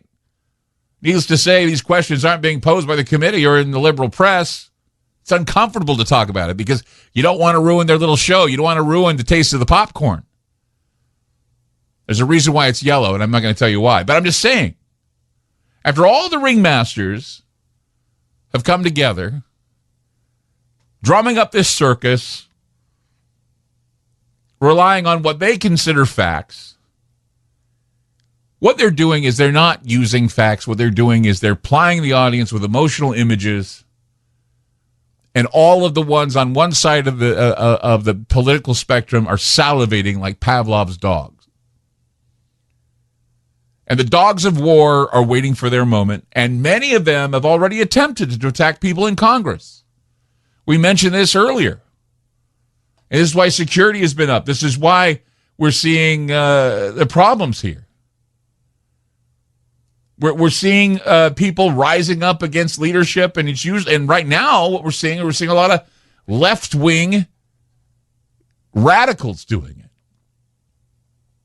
Because all they push in the mainstream news right now is nothing more than an emotional blitz that wrenches up and doubles over and makes people feel nauseous. As I was saying earlier, I'm forced to watch the Game Show Network because I can't munch enough popcorn to sit and watch this show trial anymore. I mean, they choose witnesses that say, well, I heard this, and somebody told me they saw that. I mean, do you realize that if I were to do a show like that, where a friend of a friend of a friend said they had something happen to them, you'd laugh at me and you'd say, Clyde, come on. And you know, I had a friend of a friend of a friend of mine who saw Bigfoot back into Sequoia in 1943. And you'd go, well, who cares? But see, it's Hollywood priority to do this. That's why when I saw The Purge over the weekend, I saw an apocalypse that came into view. A blurry apocalypse from the media, but a very clear apocalypse. It's more than enough to make me realize that we are heading ever closer. We are spiraling out of control towards this. It's the image and action parameters I've talked about before. I mean, they don't want you to think for yourselves. They don't want you to see what's happening. We're told to keep our mouths shut. We're told to take our cues from politicians. We're told that we have to listen to the emotional nonsense that's being given out. We look at Liz Cheney grimacing at everything, and we don't remember how her father was a crook or a criminal. But somehow she's amazing now. She's just amazing, just like her dad. People forget. I guess they forget. I mean, this whole partisan sideshow is too obvious to me. And it's there to trigger a purge-like reality. Same with all of the laws that we seem to be seeing being put together under the radar that will certainly repeal and send away criminals into the streets to murder, kill, and do whatever they want. 503-225-0860. Back before Ground Zero. Don't go away.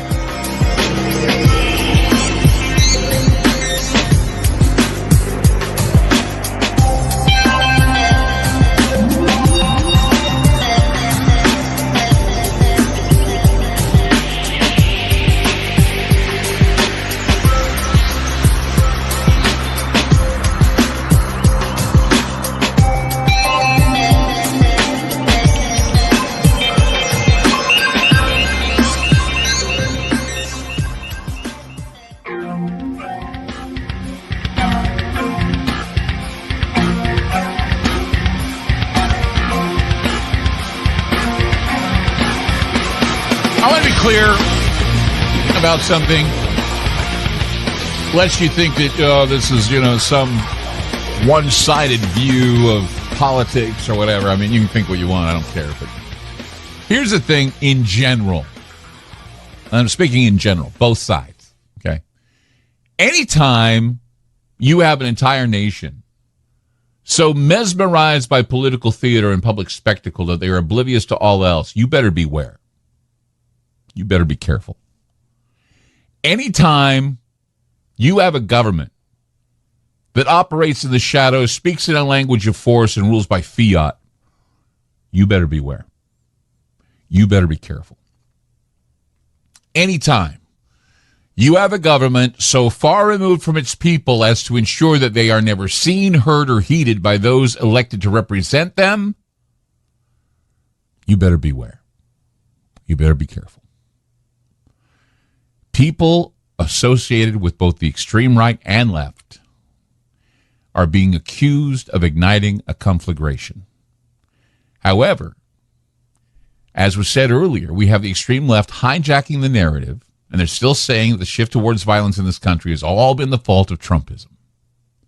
They don't care to look at the problems that the current president has generated and how he continues to say that we're on the right track when the public knows otherwise. They feel otherwise.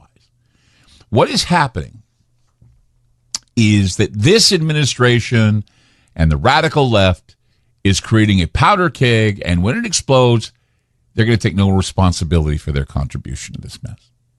It's all the fault of the right. It's all the fault of Trumpism. It's all the fault.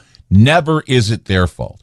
Never is their extremism and their activism in the media and their show trials. No, that doesn't give people a reason to hate or get angry at their country. As I said earlier, we have never given these small extremist groups power before, but someone or some entity has the power, the money, and the wherewithal to train and control a well-carried-out, scorched purge event in the United States. And we have never conducted show trials that pit one side as being responsible for all the tension in the country, and there's no culpability on the part of those who point fingers. And American citizens are becoming prisoners in their own country because they use their constitutional rights to have a grievance against their leaders. What they're telling you is that you have no business protesting against what your leaders say and do, that you have to listen to them and follow what they say no matter what, even if your gut tells you it's not true. It's a trilateral response. Extremists on the right and left clash with the police. This puts the country in a state of civil war, which is remedied by an authority declaring martial law or a well-armed and bloody response. That's your purge. Again, trilateral response. Extremists on the right and left will clash with the police. This puts the country in a state of civil war, which is remedied by an authority declaring martial law or a well-armed and bloody response. Those are the ingredients you need for a purge. More than terrorism, more than domestic extremism, more than gun violence and organized crime, the systemic violence being perpetrated by agents of the government constitutes a greater menace to the life, liberty, and property of its citizens than any of the so-called dangers from which the government claims to protect us from. We have gone from a nation with a constitution and laws where the least among us had just as much right to be treated with dignity and respect as the next, to a nation of law enforcers, anything from draconian tax collection to contact tracing or when everybody says you are likely guilty until you can prove your innocence, rather than innocent until proven guilty. We have willingly allowed a snitch society where neighbors are used to weaponize gossip and hearsay in order to frame those we don't like. And the same goes with this show trial for January 6th. There have been many people that have warned that this is going to destroy America, but they've been called conspiracy theorists. And now it seems that the conspiracy theorists have won the argument yet again. Individual freedom requires social support. To say no, you need others to respect your choice and not force you to obey. To move freely, you need others to support your movement and not erect walls and roadblocks. To change what does not work, you need others who are affected to accept the change and say, this doesn't work, damn it. We need to change it. You see, freedom, real freedom, is a social relationship where me having my freedom depends on you having your freedom. It's a system that's required to secure this social arrangement. Having questions about it, enacting questions about it, makes progress possible. It invites us to examine what we're doing and why and to consider different options. When questions are ignored, when you're constantly being fact-checked or spun by a media who speaks on behalf of the intelligence community, we begin to see resentment brew amongst the people. And regardless of how you feel about these opinions and concerns, it doesn't give you the right to silence or cancel that freedom of expression. A system that demands conformity cannot tolerate dissent or diversity. In the past, people who thought, felt, or behaved differently were considered interesting, odd, eccentric, colorful. They were people who played in the margins. They were characters. Today, these people are at risk of being labeled mentally ill, forcibly drugged, and confined to psychiatric institutions. Today, they're being told that they're causing trouble. Today, they're told they're not politically acceptable. And if they speak against the norm or post on a website or social network, they can be labeled domestic terrorists. Worse, this is how we are now. And you know what happens when you're labeled? People eventually live up to their labels if they're harangued enough and socially programmed to think that they are disgusting or immoral. When all they're doing is asking questions, exercise their free speech rights, they will definitely live up to their label. A tiny elite can only rule a large majority by robbing them of the choice to live any other way. By definition, this is authoritarianism. It is tyranny, and to point it out should not be seen as a conspiratorial radical view. Look around you. Friends are purging friends. Wives are purging husbands. Fathers are purging children. Children are purging parents. New normals are purging old normal thoughts. Global health authorities are revising definitions to make them conform to new normal science. Purge, purge, purge. A new official reality is being manufactured right before our eyes. Anything and anyone that doesn't conform to its being, to this new reality, they're purged. They're either purged, they're unpersoned, they're memory hold, they're canceled, they're erased. And none of this should be a major surprise, because what we're seeing here is the essence of totalitarianism. The essence of totalitarianism, regardless of which costumes and ideology it wears, is the desire to completely control society, every aspect of society, every individual behavior and thought. Every totalitarian system, whether an entire nation, a tiny cult, or any other form of social body, evolves toward this unachievable goal: the total ideological transformation and control of every single element of society, or whatever type of special body it comprises. But this fanatical pursuit of total control, absolute ideological uniformity, and the elimination of all dissent is what makes totalitarianism totalitarianism.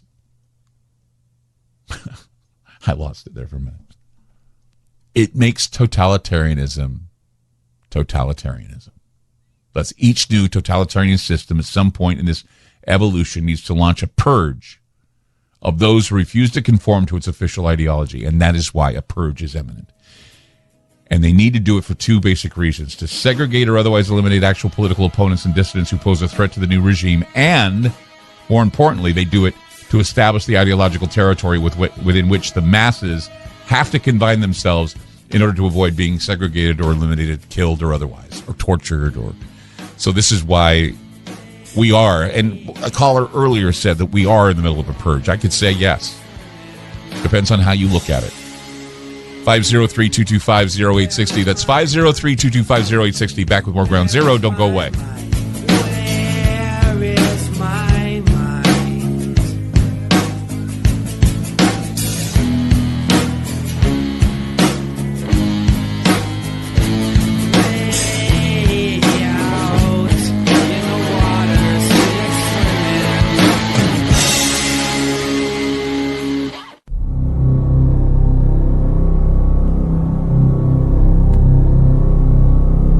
In 1862, when American citizens had taken up arms against this country, Congress adopted a new oath to help make sure no person who had supported the rebellion could hold a position of public trust. Therefore, congresspersons and United States federal government employees were required for the first time to swear an oath to defend the Constitution against all enemies, foreign and domestic. That oath was put to test on January 6, 2021. Traffic is building rapidly downtown as citizens rush to get home before commencement. If you're not purging, we advise you to get off the streets as quickly as possible. It'll soon be a war out there. This is your emergency broadcast system announcing the commencement of the annual Purge. At the siren, all crime, including murder, will be legal for 12 hours. All emergency services will be suspended. Your government thanks you for your participation. What is this? FBI releasing new data showing that rise in violent crime is happening for the first time in 4 years. The FBI has released new data showing a major increase in murders last year in the U.S. The final numbers for 2020 will be released in late September. Early data points to a potential spike of around 25%, an increase we haven't seen since 1995. Just remember all the good the Purge does. I'm Clyde Lewis. You're listening to Ground Zero. What do we do here? Well, we turn pop culture on its ear. Tonight, The Purge. Why? Well, I just happened to watch it over the weekend again. It was something that I saw in my queue. I watched it. And I realized just how close. I mean, it was set in the year 2022, just like Soylent Green was. And as predictive programming, I can say this. Using it as predictive programming, I can say this. Okay. This is how I see a purge happening if there is one to be had. And a lot of people will say that the purge is already happening, but I would say this. It has to be conducted openly, brutally, so that the masses understand that the rules of society have changed forever, that their former rights and freedoms are gone. And that from now on, any type of resistance or deviation from the official ideology will not be tolerated and will be ruthlessly punished. And the reason why I say this is because every, in a sense, totalitarian system at some stage of its takeover of society launches a purge of political opponents, ideological dissidents, and other antisocial deviants. We can argue that the activists extreme left wing is actually doing this now. They've got their power grab. They're doing everything they can, and they are purging. These purges can either be brief or open-ended. They can take any number of outward forms. It just depends on the system. Depends on the totalitarian system. But you cannot have a totalitarian system without these things happening during a purge. It's usually launched during a state of emergency. How many times has your state declared a state of emergency from global warming to COVID. You have to feel as though that you're under imminent threat from some official enemy, whether it be the communist infiltrators, counter-revolutionaries, another pandemic maybe. This is where we see the normal rules of society indefinitely suspended for the sake of survival. The more terrified the masses are, the more terrified the masses can be made, the more willing they will be to do basically surrendering their freedom and follow orders, no matter how insane they sound. The lifeblood of a totalitarianism or the lifeblood of a totalitarianist government is fear. Fear both of the system's official enemy, which is constantly stoked up by propaganda, and of the totalitarian system itself. The brutality of the system is rationalized by the threat posed by the official enemy, and it doesn't make it less brutal or terrifying that what they do to protect you is also part of this. So under a totalitarian system, fear is constant, no escaping from fear, always worried that you're going to die. The masses fear, channeling to hatred of the official underclass or the other that we create. Hitler called it the Untermenschen. So we have the Untermenschen, the underclass, whom the system encourages the masses to scapegoat, and then the purge is also a means of allowing the masses to purge themselves of the fear, so they transform it into self-righteous hatred and unleash it on the Untermenschen, unleash it on the underclass, unleash it on whoever they see as the enemy. Every totalitarian system, in every totalitarian system, both the individuals running it and the system structurally instinctively understands how all this works. And this new normal thing we're hearing about, it's no exception. This new reset we're hearing about is no exception. Just remember this, okay? Take a moment as you're listening to my voice. Take a moment and reflect on what happened during the pandemic. Take a moment and reflect on what happened when George Floyd was killed and when the color revolution was seen in liberal-run cities in America. Day after day, month after month, the masses were actually subjected to the most destructive psychological terror campaign in the history of psychological terror that's been laid in this country. And sadly, people now have been reduced to paranoid, ass-kissing infants, afraid of going outside, afraid of human contact, afraid of their own children, afraid of the air. They're morbidly obsessed with diseases and death.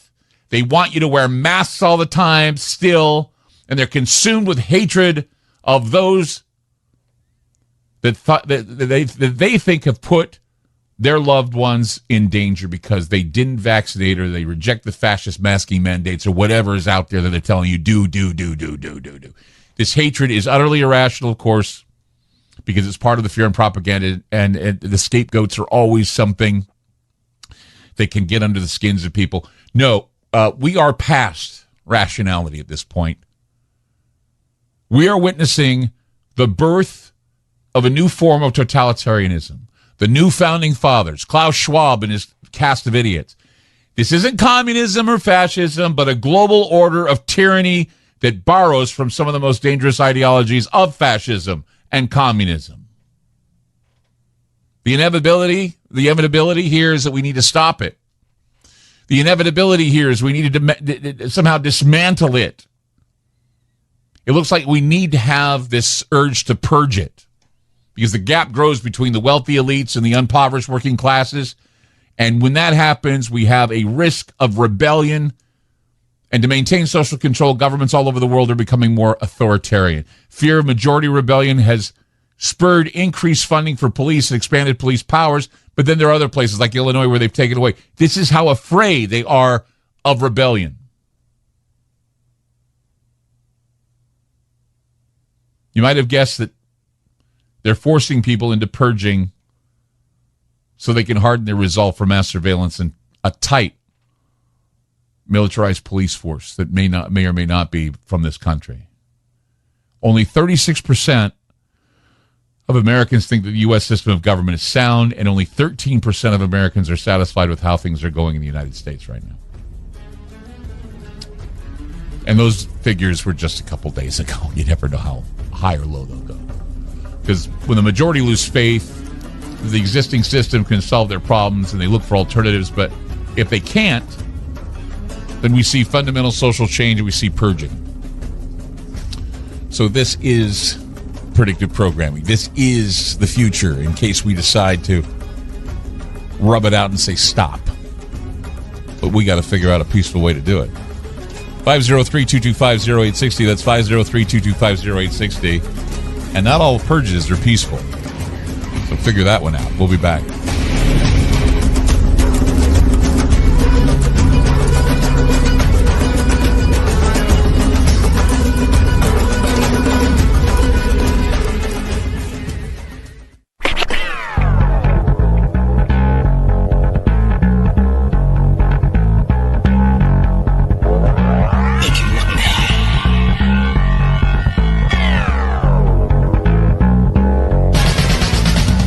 Go to the phones, and we got Wes calling in from Kentucky tonight. Hi, Wes. You're on Ground Zero.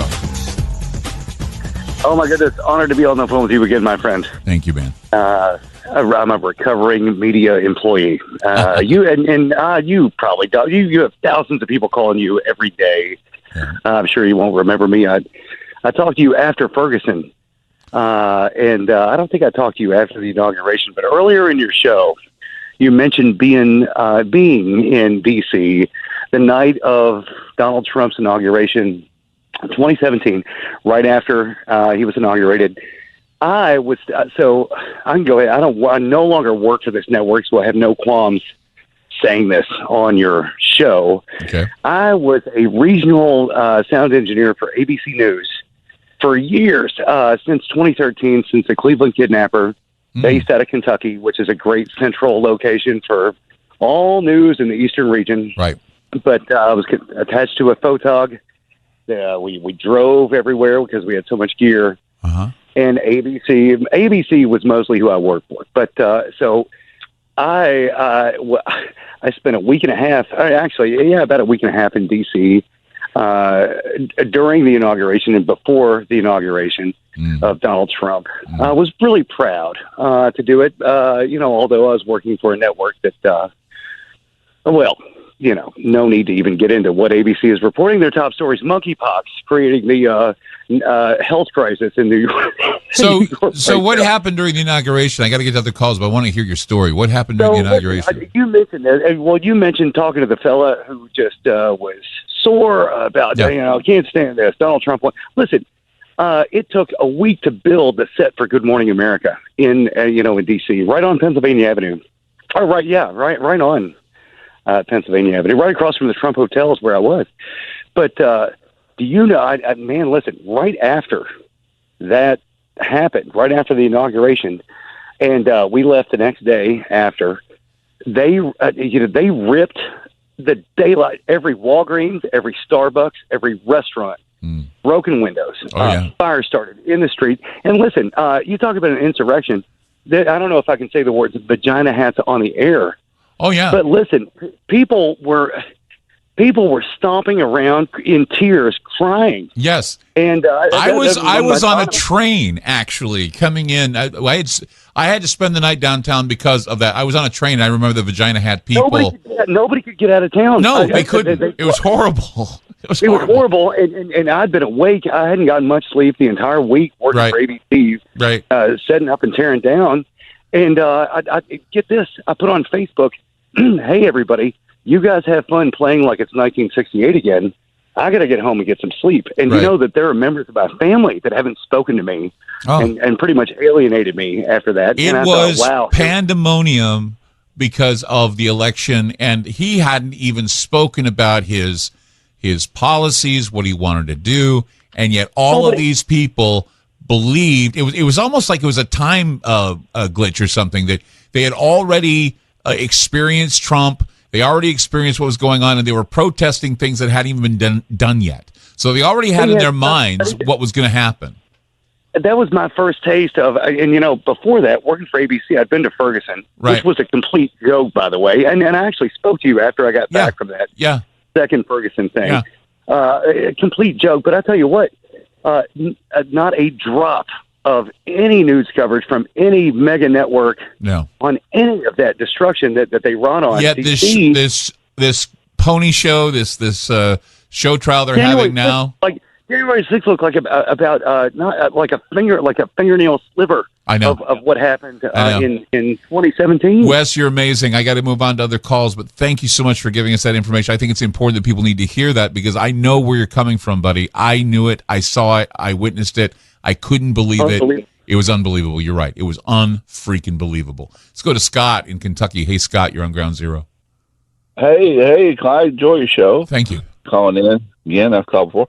The thing that keeps going through my mind about all this, it keeps just coming back to me constantly every time I hear all this January 6th and everything about not now President Trump, is that, there's this one ultimate power, that exists in America throughout, and the people that grasp onto it, like right now, it's these January 6th committee people, because they got in there, they formed the committee, and they have the ultimate power. Yeah. And they're controlling things. And since the beginning, President Trump, not now President Trump, has been saying that, I don't know when he started that. Maybe you could have become president. You would have rode the wave on cleaning out the swamp, and that's the ultimate power. Is that what has been coming after him the whole time? Because they've been fighting because, if you think about it, I don't know if been from day one, ever... Scott, it's been from day one that they question, this is what we have here. They questioned the election in 2016,